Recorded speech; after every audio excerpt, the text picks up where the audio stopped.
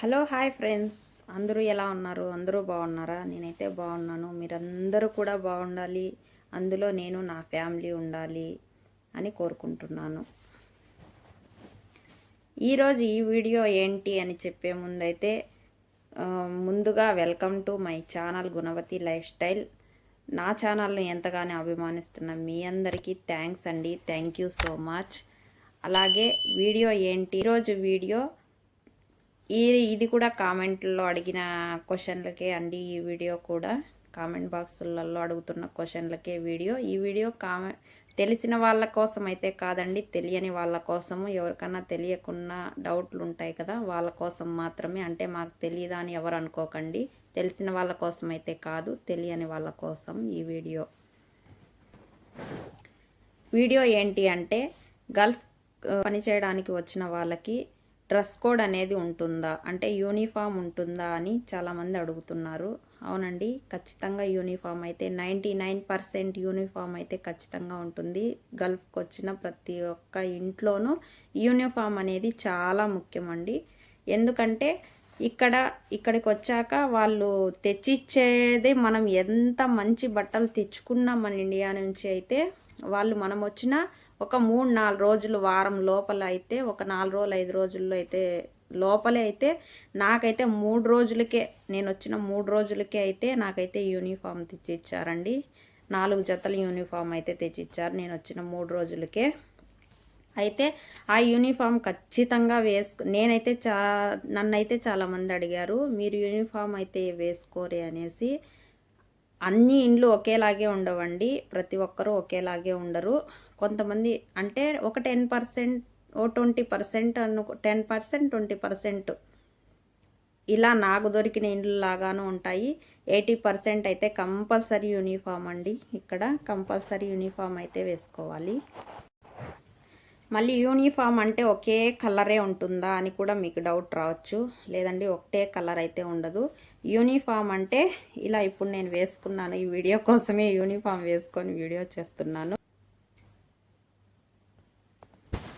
ఇలాంటి యూనిఫామ్లు అయితే ఒక్కొక్క కలర్ ఒక్కొక్క జత తీసిస్తారండి. ఒకే కలర్ యూనిఫామ్ అంటే మన ఇండియాలో స్కూల్కి వెళ్ళిన పిల్లలు, ఇక్కడైనా స్కూల్కి వెళ్ళే పిల్లల మాదిరి యూనిఫామ్ ఒకే కలర్ ఉంటుందా అని అయితే మళ్ళీ డౌట్లు రావచ్చు మీకు ఆ డౌట్ రాకముందే నేనైతే చెప్తున్నాను.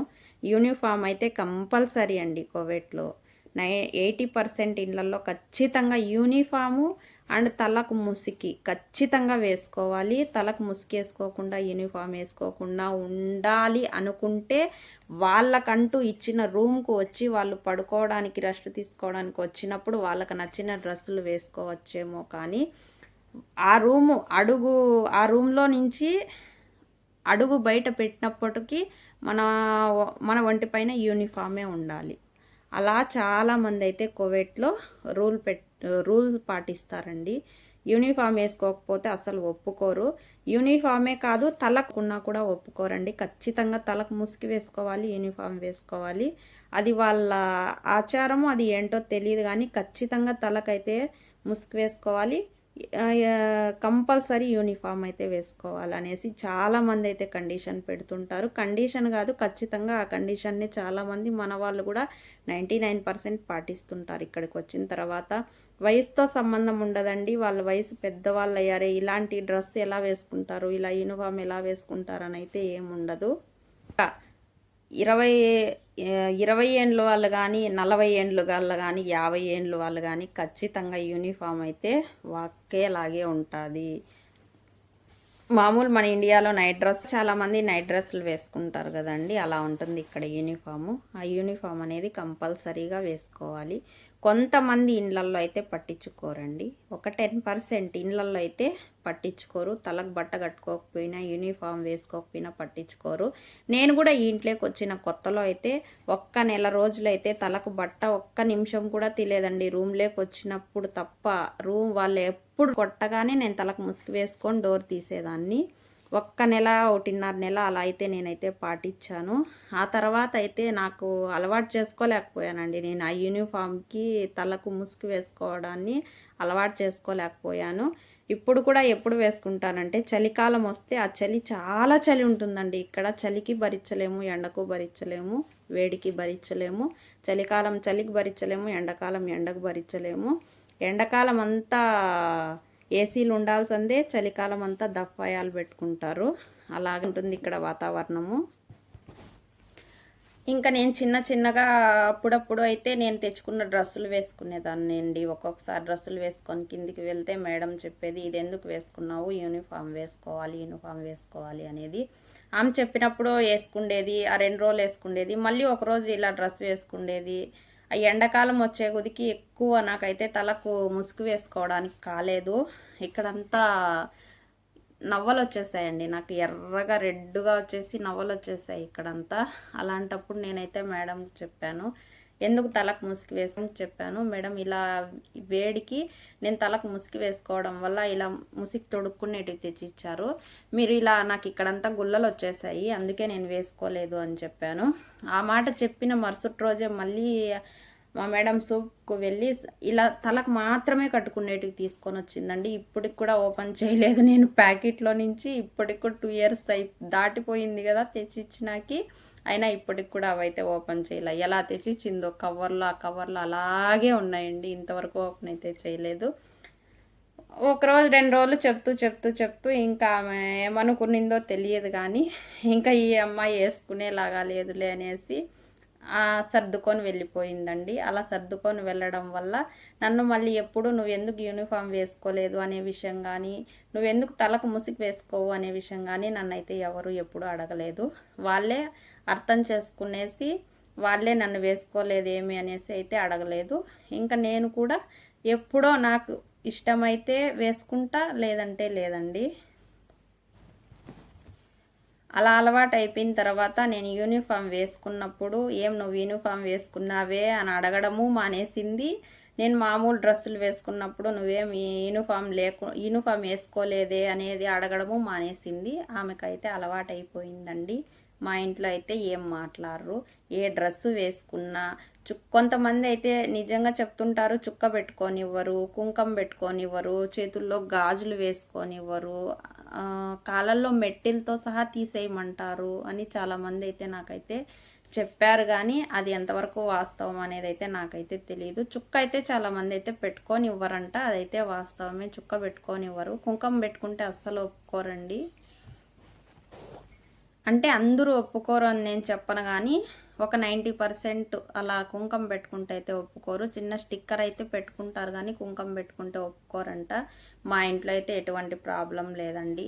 కుంకం పెట్టుకో, గాజులు వేసుకో, నువ్వు చీరలు కట్టుకో, డ్రెస్సులు వేసుకో, ఏం మాట్లాడరు. ఏదన్నా ఫంక్షన్లు జరిగినా మా మేడమే చెప్తుంది, నువ్వు చీర కట్టుకో బాగుంటావు, చీర కట్టుకో అని మా మేడమే చెప్తుంది. నేనే ఇంకా ఎక్కువ పనులు పాడు ఉన్నప్పుడైతే నేనే కట్టుకోనండి. మా మేడం అయితే ఏదన్నా పండగ, మొన్న రంజాన్ జరిగింది కదా, రంజాన్కు కూడా చీర కట్టుకోమని అయితే నాకైతే చెప్పింది, కానీ నేనే అయితే కట్టుకోలేదండి.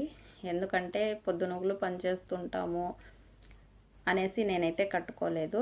చీర కట్టుకోమని అయితే మా మేడం చెప్పింది. అలా మా మేడం ఏ డ్రెస్సు వేసుకున్నా నాకైతే ఇలా ఏం మాట్లాడరండి. అలానే అందరికీ అలాగే గమ్మున ఉంటారనేది అయితే ఒప్పుకోరు.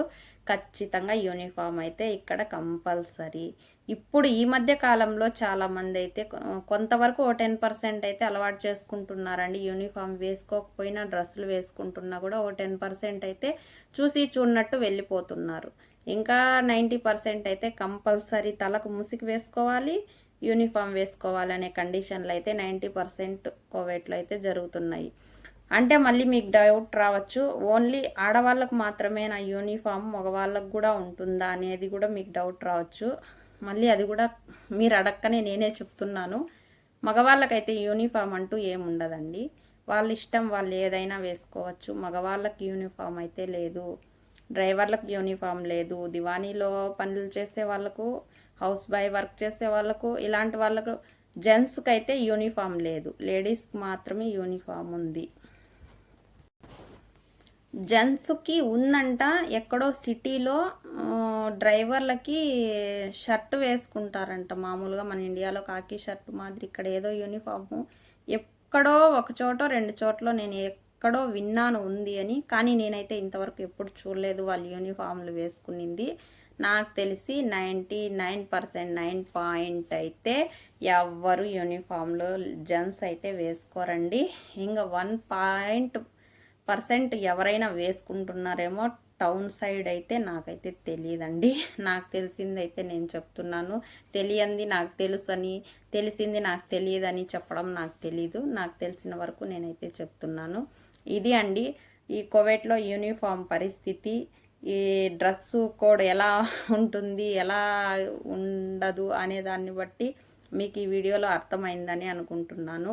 ఈ వీడియో నచ్చితే లైక్ చేయండి. ఎవరికైనా ఉపయోగపడుతుంది అనుకుంటే షేర్ చేయండి. అలాగే ఇంకా మన ఛానల్ని ఎవరైనా సబ్స్క్రైబ్ చేసుకోకపోతే సబ్స్క్రైబ్ చేసుకోండి. బెల్ ఐకాన్ని యాక్టివేట్ చేసుకోండి. నేను పెట్టే ప్రతి ఒక్క వీడియో ముందుగా నోటిఫికేషన్ రూపంలో మీ వరకు అయితే వస్తుంది. ఈ వీడియో ఎలా ఉంది అనేది అయితే కామెంట్ బాక్స్లో కామెంట్ రూపంలో అయితే తెలియజేసేయండి. ఓకే, ఈ వీడియో ఇంతేనండి. మరొక మంచి వీడియోతో ఇంకా మీకు ఏమన్నా డౌట్లు ఉంటే కామెంట్లో అడగండి. నేనైతే వీడియో చేయడానికి ప్రయత్నిస్తాను. తప్పకుండా మీ వరకు నాకు తెలిసింది మీ వరకు తెలియజెప్పడానికైతే ప్రయత్నిస్తాను. ఓకే అండి, ఈ వీడియో అయితే మరొక మంచి వీడియోతో మళ్ళీ కలుసుకుందాం. అంతవరకు bye bye. Thanks for watching.